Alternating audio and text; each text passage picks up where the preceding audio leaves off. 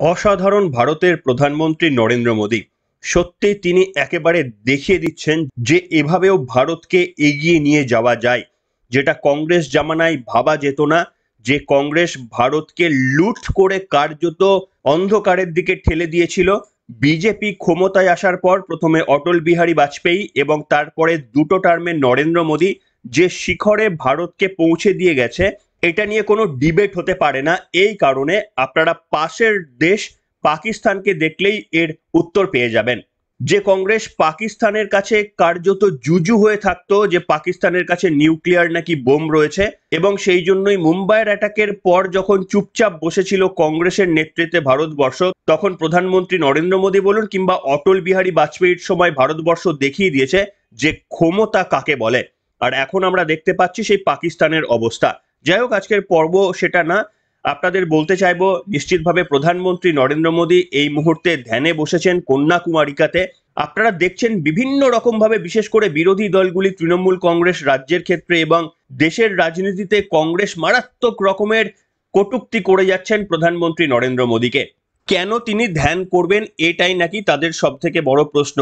আপনাদের সামনে ব্যাখ্যা করব কেন প্রধানমন্ত্রী নরেন্দ্র মোদী ধ্যানে বসেছেন, এবং এটা কি প্রথমবার করলেন নাকি এটা তিনি প্রত্যেক লোকসভা নির্বাচনে, তার তথ্য যেমন আপনাদের দেখাবো, তেমনি অবশ্যই আপনাদের একটি সুখবর দিয়ে রাখতে চাই।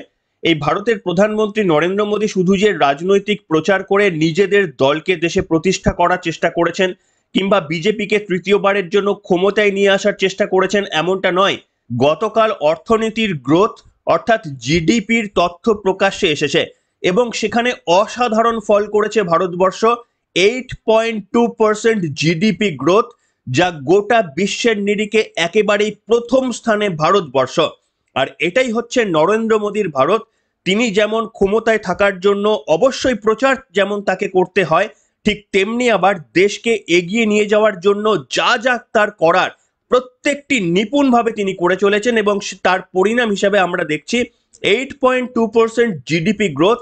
কংগ্রেসের সময় 6% জিডিপি গ্রোথ পেতে অবস্থা খারাপ হয়ে যেত।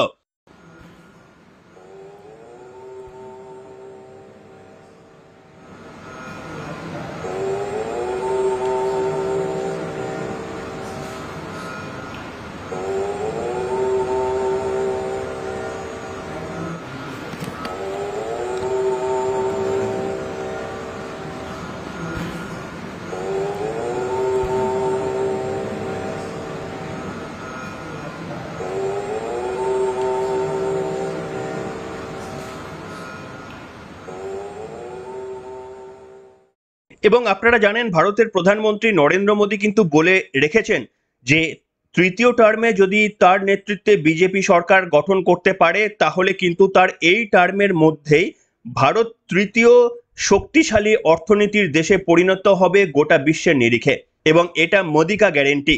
আমিও বিশ্বাস করি সেটা হওয়া সম্ভব, এবং সেটা যদি হয় তাহলে নিশ্চিতভাবে ভারতের অর্থনীতির বাজার চড়চড়িয়ে উঠবে।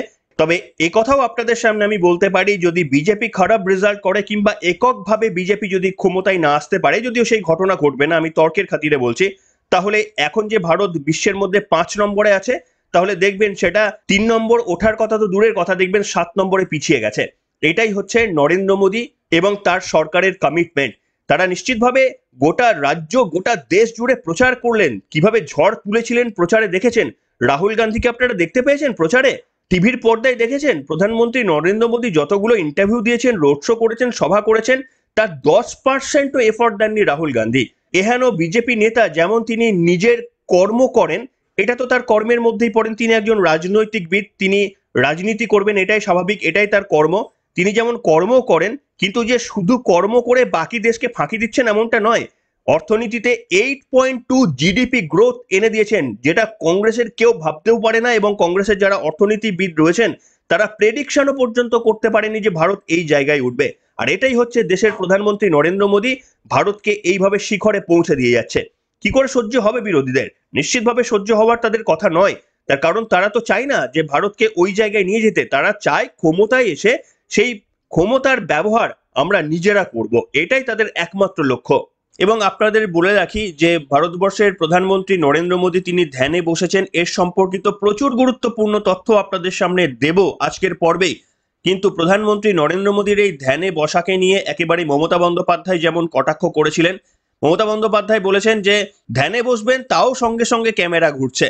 কিন্তু আপনারা নিশ্চিতভাবে মনে রেখেছেন যে মুখ্যমন্ত্রী মমতা বন্দ্যোপাধ্যায় যখনই কালীঘাটে যান তখন কিন্তু প্রচুর ক্যামেরাম্যান তার সঙ্গে থাকেন, মানে সাংবাদিকরা থাকেন, এবং মমতা বন্দ্যোপাধ্যায়ের সেই ফটোগুলো একেবারেই তৃণমূল কংগ্রেসের অফিসিয়াল মুখপত্র জাগো বাংলাতে সেইগুলো প্রকাশিত যেমন হয় তেমনি বিভিন্ন মিডিয়াতে দেখানো হয়। তাই মুখ্যমন্ত্রী মমতা বন্দ্যোপাধ্যায় যেটি নিজে কার্যত করেন সেটি দিয়ে তিনি কেন আক্রমণ করছেন জানি না। তবে নিশ্চিতভাবে আমরা মুখ্যমন্ত্রীকে যেমন ইফতার পার্টিতে যেতে দেখি, সৌভাগ্যবশত ভারতের প্রধানমন্ত্রী নরেন্দ্র মোদী ৩ তালাকের মতো বিল রদ করার ক্ষমতা দেখাতে পারেন মুসলিমদের স্বার্থে, কিন্তু অন্তত নিজেদের ধর্মকে পালন করে এবং অন্য কোনো ধর্মকে অপমান করার কোনো ধৃষ্টতা তিনি দেখান না। এই আপনারা দেখবেন যে কংগ্রেস এই মুহূর্তে ভারতের প্রধানমন্ত্রী নরেন্দ্র মোদীকে তীব্র আক্রমণ করছে, সেই কংগ্রেসের রাহুল গান্ধী মাজারে যাচ্ছেন, মাজারে গিয়ে চাদর চড়াচ্ছেন।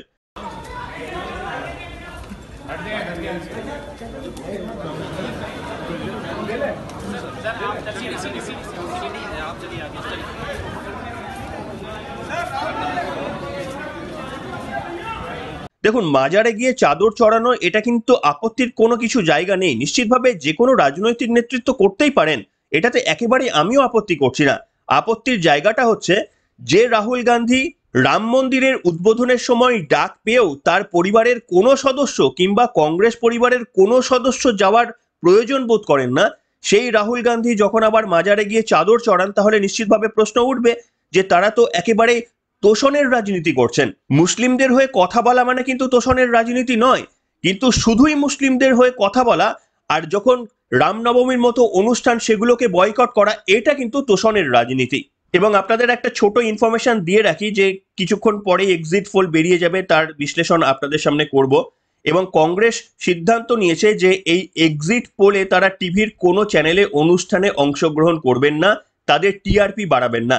দেখুন, এই সমস্ত সিদ্ধান্তগুলো একেবারেই পরিষ্কারভাবে বলে দিচ্ছে যে কংগ্রেস দেশ জুড়ে কিভাবে হারতে চলেছে। এখনো কিন্তু কোনো এক্সিট পোল আসেনি, ভোটের রেজাল্ট এখনো দেরি আছে, কিন্তু আপনাদের সামনে প্রেডিকশন আগেও করেছিলাম, এখনো করছি যে কংগ্রেসের হাল কিন্তু ততই বছর হবে। মানে তারা যে ঘুরে দাঁড়ানোর কথা বলছেন তার আশেপাশে কংগ্রেস যেতে পারবে না, এবং সেটা তাদের নেতৃত্ব জানেন বলেই এই এক্সিট পোলে তারা অংশগ্রহণ নেবেন না। তার কারণ তারা জেনে গিয়েছেন এক্সিট পোল আসার অনেকক্ষণ আগে, অনেক দিন আগে, যে এক্সিট পোলে প্রধানমন্ত্রী নরেন্দ্র মোদীকে ওই ৩৫০ থেকে শুরু করে ৪০০-র কাছাকাছি হয়তো সিট দেখানো হবে। আগে থেকে জানতে পেরেই কিন্তু তারা বয়কট করতে শুরু করে দিয়েছেন। এই হচ্ছে কংগ্রেসের হাল। শুধু তাই নয়, আপনাদের দেখাবো মল্লিকার্জুন খাড়গে, তিনি আবার বলেছেন যে তিনি প্রধানমন্ত্রী হিসাবে রাহুল গান্ধীকেই চান, এমন মন্তব্য তিনি করেছেন। এটা শুনে খুব ভালো লাগলো, নিশ্চিতভাবে তার চাওয়া পাওয়া এতদিন পর একেবারেই বলতে শোনা গেল, খুব ভালো কথা। কিন্তু প্রশ্ন হচ্ছে সেই সুযোগ রাহুল গান্ধী আজীবন পাবেন তো, একবারও পাবেন তো, এই প্রশ্ন কিন্তু উঠতে শুরু করেছে। যে ধরনের রাজনৈতিক বুদ্ধি রাহুল গান্ধী রাখেন, প্রধানমন্ত্রী নরেন্দ্র মোদীর সঙ্গে এঁটে ওঠার তার ক্ষমতা রয়েছে, এই প্রশ্ন রাজনৈতিক মহলের তরফ থেকেই করা হয়। আসুন এবার আপনাদের সামনে দেখাবো কংগ্রেসের দ্বিচারিতা, যে দ্বিচারিতার জন্য কংগ্রেস একেবারে গোটা দেশ জুড়ে প্রসিদ্ধ। সেই কারণে এত বড় একটা রেজিমেন্টেড পার্টি সেটা বিলুপ্তির পথে। কেন তাদের এই দ্বিচারিতা দীর্ঘদিন মানুষ দেখতে দেখতে দেখতে দেখতে কিন্তু মানুষ বুঝে গিয়েছে, এবং তাদের ফাঁদে আর মানুষ পা দিতে চান না। এই যে আপনাদের একটা ভিডিও দেখাবো মল্লিকার্জুন খাড়গের, দেখুন আপনারা। সেই মল্লিকার্জুন খাড়গে প্রধানমন্ত্রী নরেন্দ্র মোদীকে কটাক্ষ করছেন। কি কটাক্ষ করছেন না, বলছেন যে ইনি যেখানেই যান সেখানকার ড্রেস পরে নেন, কোথাও গামছা কাঁধে নিয়ে নেন, ১ ঘন্টার অন্তর অন্তর কোট চেঞ্জ করেন, ১ ঘন্টা অন্তর অন্তর ড্রেস চেঞ্জ করেন, এবং যেখানে যান সেই অঞ্চলের জিনিসপত্র কিন্তু তার গায়ে চাপিয়ে নেন। এটা বলছেন মল্লিকার্জুন খাড়গে। এবং কি অদ্ভুত ব্যাপার, যখন তিনি এই বক্তব্য রাখছেন তখন সেই মল্লিকার্জুন খাড়গে, সম্ভবত তিনি খ্রিস্টান সম্প্রদায়ের, সেই মল্লিকার্জুন খাড়গে তিনি দেখুন শিখ পাকড়ি মাথায় রেখে সেই বক্তব্য বলছেন। আসুন বক্তব্যটা শুনুন এবং কংগ্রেসের দ্বিচারিতা আরো একবার আপনাদের সামনে প্রকাশ্যে চলে আসবে। क्या कमें, आप तो आज ऐसे हैं, घंटे को एक जैकेट चेंज करते, 1 घंटे को एक शर्ट चेंज करते हो, जहां गए वहां का बेस लगाते हो, जहां गए वहां का गमछा पहन लेके वोट के लिए दिखावा करते हैं। हम वैसे नहीं, हम जैसे हैं वैसे ही है। দেখলেন বন্ধুরা, নিজে মাথায় শিখ পাকড়ি দিয়ে আছেন, তিনি কিন্তু শিখ সম্প্রদায়ের মানুষ নন। এবং প্রধানমন্ত্রী নরেন্দ্র মোদীকে আক্রমণ করে বলছেন যে উনি যেখানে যান সেই ধরনের বেশভূষা পরে নেন। এই হচ্ছে কংগ্রেসের দ্বিচারিতা। এবং আপনারা দেখবেন তৃণমূল কংগ্রেসেরও এই একই দ্বিচারিতা, যেটা প্রথমেই আপনাদের দেখালাম। মুখ্যমন্ত্রী মমতা বন্দ্যোপাধ্যায় বলছেন যে উনি ধ্যান করছেন, ক্যামেরা নিয়ে যাচ্ছেন, অথচ রাজ্যের মুখ্যমন্ত্রী যেখানে যান পুরো ক্যামেরা তাকে ফলো করে কিভাবে তিনি ফুল দিচ্ছেন। তিনি তো আবার দাঁড়িয়ে দাঁড়িয়ে ফুল ছুটতেন। একেবারেই কালীঘাটের মন্দিরে যখন গিয়েছিলেন এবং যখন সেখানে শিবের বিগ্রহ ছিল, শিবলিঙ্গ ছিল, সেখানে তো দাঁড়িয়ে দাঁড়িয়ে পুজো করতেন। এবং তার সত্ত্বেও ক্যামেরা বন্দিত হয়েছে সেই সমস্ত ফুটেজগুলো। মুখ্যমন্ত্রী তো সেগুলো করেছেন, অথচ দ্বিচারিতা করে বলছেন যে প্রধানমন্ত্রী যেখানে যান সেখানে ক্যামেরা যায়। এই হচ্ছে এক অদ্ভুত ব্যাপার। যাই হোক, আপনাদের সামনে এই দ্বিচারিতার খবরগুলো দেখাতে দেখাতে ক্লান্ত, আর আপনারাও শুনে ক্লান্ত। এটাই বক্তব্য যে যারা বলছেন তারা নাকি আমাদের দেশের ভবিষ্যৎ দেখাবেন, তাদের হাতে একবার যদি আমাদের দেশ পড়ে তাহলে কি হাল হতে পারে। ভারতবাসী কিন্তু এর সব থেকে বড় বেশি সাক্ষী হয়ে রয়েছে। তার কারণ কংগ্রেসই সব থেকে বেশি আমাদের দেশকে শাসন করেছে। তাই তাদের শাসনকালে কংগ্রেস কোন জায়গায় আমাদের দেশকে নিয়ে গিয়েছিল এবং তখন পাকিস্তান আমাদের ওপর কতটা রোয়াব দেখাতো, আমরা কতটা পাকিস্তানের আওয়াজে ভয় পেতাম, নিশ্চিতভাবে যারা আমরা এখন এই যুগের মধ্যবয়সী রয়েছি বা জওয়ান রয়েছি তারা কিন্তু পরিষ্কারভাবে সেই দিনগুলোর কথা মনে রাখতে পারি, যখন পাকিস্তানের একটা হুঙ্কারে আমাদের দেশ কেঁপে যেত। আর আজকে পাকিস্তানের কোনো বক্তব্য শুনেছেন? যুদ্ধ করব এই বক্তব্যটা বলতে শুনেছেন কোনোদিন পাকিস্তানকে? এই নরেন্দ্র মোদী যতদিন টেনিওরে রয়েছেন, পাকিস্তান যুদ্ধ করবে এই কথাটি বলার একবারও সাহস পেয়েছে? আসলে সাহস পাওয়াটা তাদের সম্ভব নয়। এই কারণে তারা খুব ভালোভাবেই জানেন যে এদের সঙ্গে টক্কর দিয়ে লাভ নেই। তার কারণ এরা অ্যাপিসমেন্টের পলিটিক্স করে না। এই পুলওয়ামার ঘটনা ঘটেছে, পুলওয়ামাতে আমাদের দেশে এসে ঢুকে মেরে গেছে, তাই এদের সঙ্গে পাঙ্গা নিয়ে লাভ নেই। হ্যাঁ, যদি কংগ্রেস আবার ফিরে আসে, নিশ্চিতভাবে আপনারা জানেন তারাও প্রার্থনা করছে তাদের দেশ থেকে যেন কংগ্রেস আমাদের নির্বাচনে জয়ী হয়। ভাবুন, পাকিস্তানে কে জিতবে, পাকিস্তানে কে প্রধানমন্ত্রী হবে, ভারতবর্ষ থেকে আমরা কি কখনো সেইটা ভাবি বা সেটা নিয়ে কোনোদিন প্রার্থনা করি? কিন্তু পাকিস্তান থেকে প্রার্থনা করা হয়, বাংলাদেশ থেকে প্রার্থনা করা হয় যে ভারতে বিজেপি যেন ক্ষমতায় না আসতে পারে। তারাও কংগ্রেসকে সাপোর্ট করে এবং সাপোর্ট করার কারণ আপনাদের একেবারেই স্পষ্ট, পুরোপুরি ধর্মীয় একটি মেরুকরণ। আপনারা দেখেছেন সেই রাহুল গান্ধীকে, যিনি মাজারে গিয়ে চাদর চড়াতে পারেন, কিন্তু তিনি ঐতিহাসিক রাম মন্দিরের উদ্বোধনে যাওয়ার প্রয়োজন বোধ করেন না। তিনি ছেড়ে দিন, তার পরিবারের কেউ, কংগ্রেস পরিবারের কেউই রাম মন্দিরে যাওয়ার কোনো প্রয়োজনীয়তা তারা বোধ করেন না। আরো একবার আপনাদের বলি, যেমন বলেছিলাম, মাজারে গিয়ে চাদর চড়ানো কিংবা পবিত্র ঈদের দিনে গিয়ে তাদের সঙ্গে সামিল হওয়া যে কোনো হিন্দুদের, এটাতে কোনো আপত্তির কিছু নেই, নিশ্চিতভাবে সেটা করা যেতে পারে। কিন্তু তা বলে নিজেদের যে ধর্মীয় অনুষ্ঠান সেটা আমি পালন করব না, তাহলে তো পুরোপুরি তোষণের রাজনীতি। যে ভারতের প্রাক্তন প্রধানমন্ত্রী, যাকে সোনিয়া গান্ধীর হাতের পুতুল বলা হতো, সেই মনমোহন সিং, তিনি একসময় বলেছিলেন যে বাজেটের সব থেকে আগে অধিকার হচ্ছে সংখ্যালঘুদের, বিশেষ করে মুসলমানদের। সেই রেকর্ড আমাদের সামনে আছে, যে কোনো সময় আপনারা চাইলে আমি দেখিয়ে দিতে পারি, আগেও দেখিয়েছিলাম। অর্থাৎ মনমোহন সিং এর আমল থেকেই, কংগ্রেসের জমানা থেকেই সেই তোষণের রাজনীতি তারা ক্রমশ মেনটেন করে এসেছে। Did not say the same thing. I said minorities, particularly the Muslim minorities, if they are poor, they have prior claims on the resources of the country. I use the word all for all minorities, and I added for mayor, particularly Muslim minorities, if they are poor, they have a prior right on the resources of the country. I stand by that. কিন্তু কোনোদিন শুনেছেন ভারতের প্রধানমন্ত্রী নরেন্দ্র মোদীকে বলতে বাজেটের সব থেকে আগে অধিকার যদি কারুর হয় তাহলে হিন্দুদের? তিনি তো হিন্দুদের নাকি তোষণ করেন বলে অনেকেই বলেন। কখনো কি ভুল করেও বলতে শুনেছেন ভারতের প্রধানমন্ত্রী নরেন্দ্র মোদীকে যে দেশের সম্পত্তির আগে অধিকার হিন্দুদের, তারপরে বাকি ধর্মের? কখনো বলতে শুনেছেন? কিন্তু কংগ্রেস এটা করে। কংগ্রেস বলে যে সমস্ত আগে অধিকার মুসলিমদের, এবং সেই জন্যই যে সংরক্ষণ করা হয়, ওবিসি সংরক্ষণ, আপনারা দেখেছেন কিছুদিন আগে আমাদের ওয়েস্ট বেঙ্গলেও ধরা পড়েছে, যেখানে পশ্চিমবঙ্গে 70% হিন্দু এবং 30% মুসলিম, ঠিক উল্টো কিন্তু সংরক্ষণ করা হয়েছে। অর্থাৎ যতগুলো কাস্ট আছে, মুসলিম সম্প্রদায়ের প্রায় 60 বা 65% সেটাকে সংরক্ষণের আওতায় নিয়ে চলে যাওয়া হয়েছে মমতা বন্দ্যোপাধ্যায়ের শাসনকালে। আর মাত্র 20% যে কাস্ট রয়েছে সেটাকে, হিন্দু সম্প্রদায়ের, মাত্র সেটাকে সংরক্ষণের আওতায় নিয়ে আসা হয়েছে। যদিও যদি ডেমোগ্রাফিক্যালি সংখ্যার বিচার ধরেন তাহলে কিন্তু সম্পূর্ণ উল্টো হওয়ার কথা ছিল। আর উল্টো না হোক, অন্তত 50-50% করতে পারতেন। কিন্তু তা সত্ত্বেও এই ধরনের তোষণ শুধু আমাদের রাজ্যে নয়, যেখানে যেখানে বিজেপির বাইরে যে সমস্ত স্টেট রয়েছে সকলের কিন্তু এই একই চিন্তাধারা, তার কারণ হচ্ছে মুসলিম ভোটকে পাখির চোখ। কিন্তু কখনো এদেরকে ইনিশিয়েটিভ নিতে শুনেছেন যে 3 তালাকের মতো এত বড় একটি অভাবনীয় বিল পাশ করা, যেটা মুসলিম নারীদের এতটা সম্মান দেওয়ার মতো কাজ, সেটা কি কেউ করার কথা চিন্তা করেছিলেন? কেউ করেননি।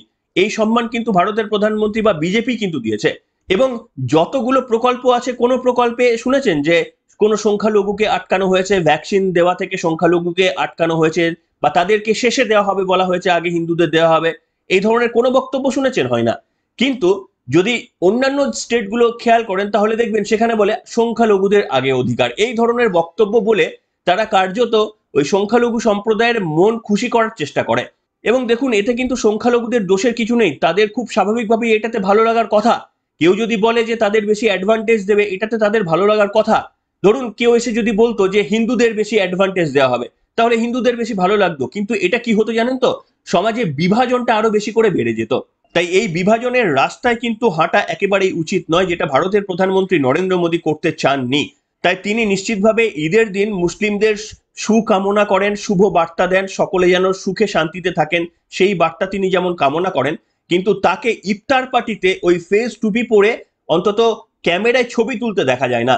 এবং তিনি যে ধর্মে বিশ্বাস করেন সেই ধর্মের তিনি গেরুয়া বসন পরে তিনি ধ্যান করতে পারেন, এটাই কিন্তু তার রাজনীতি এবং এটাই তার স্ট্যান্ড পয়েন্ট। আর অন্যদিকে যে সমস্ত রাজনৈতিক নেতৃত্বরা রয়েছে আপনারা দেখেছেন, তারা রামনবমীর অনুষ্ঠানকে দাঙ্গার দিবস বলতে পারে, কিংবা রাম মন্দিরের উদ্বোধন তারা বয়কট করতে পারে, আর মাজারে গিয়ে চাদর তারা চড়াতে পারে একদিকে যেমন, তেমনি আবার ইফতারে গিয়ে হাসি মুখে সেখানে ফটোও তুলতে পারে। আমার আপত্তির কিছুই নেই। অ্যাকচুয়ালি আমার বক্তব্য হচ্ছে রাজনৈতিকবিদদের সবটাই করা উচিত। প্রথম কথা হচ্ছে রাজনীতির মধ্যে ধর্ম নিয়ে আসবেন না, আর যদি নিয়ে আসেন তাহলে সকলকে সমানভাবে সেটাকে বিলিয়ে দিন, কাউকে এক পক্ষ বা এক চোখ হিসাবে দেখবেন না। কিন্তু যে প্রমাণগুলো আজকে পর্বে আপনাদের দিলাম সেটা নিশ্চিতভাবে বুঝতে অসুবিধা হবে না যে মল্লিকার্জুন খাড়গে, যেটা আপনাদের সামনে দেখিয়ে দিলাম, নিজে শিখ পাকড়ি পরে রয়েছেন, অথচ বলছেন যে মোদিজি যেখানে যায় সেখানকার নাকি বেশভূষা পরে নেন, সেখানে টুপি পরে নেন। আসলে এরা নিজেদের দিকে তাকায় না যে কি ভুলটা করে যাচ্ছে, এবং নিজেদের দিকে তাকায় না বলেই, কংগ্রেস নিজেরা আত্মসমালোচনা করে না বলেই তো আজকে তাদের এই হাল। এই দেখুন না, কিছুক্ষণ পরেই এক্সিট পোল বেরোবে, দেখে নেবেন না কংগ্রেসের হাল কি। মানুষের আস্থা তাদের কোন জায়গায় নিয়ে গেছে, এবং তারা আদেও আজকে ছেড়ে দিন, আগামী লোকসভা নির্বাচনেও ক্ষমতায় আসতে পারবে কিনা, বা আগামী 10 বছর 15 বছরে আসতে পারবে কিনা, সেটাই কিন্তু একটা গবেষণার বিষয় হয়ে দাঁড়াতে পারে, একমাত্র তাদের তোষণের রাজনীতির কারণে। কি বলবেন বন্ধুরা? আজকে আরো বেশ কিছু তথ্য দেওয়ার ইচ্ছা ছিল। কেন প্রধানমন্ত্রী নরেন্দ্র মোদী এই গেরুয়া বসন পড়লেন, কি তার কারণ, স্বামী বিবেকানন্দের সঙ্গে এই ঘটনার কি সম্পর্ক, সেটা ব্যাখ্যা করার সুযোগ হলো না। চেষ্টা করব রাত্রের পর্বে যদি বলতে পারি। এখনকার মতো কিন্তু এখানেই শেষ করলাম। আপনাদের মতামত অবশ্যই লিখে জানাবেন।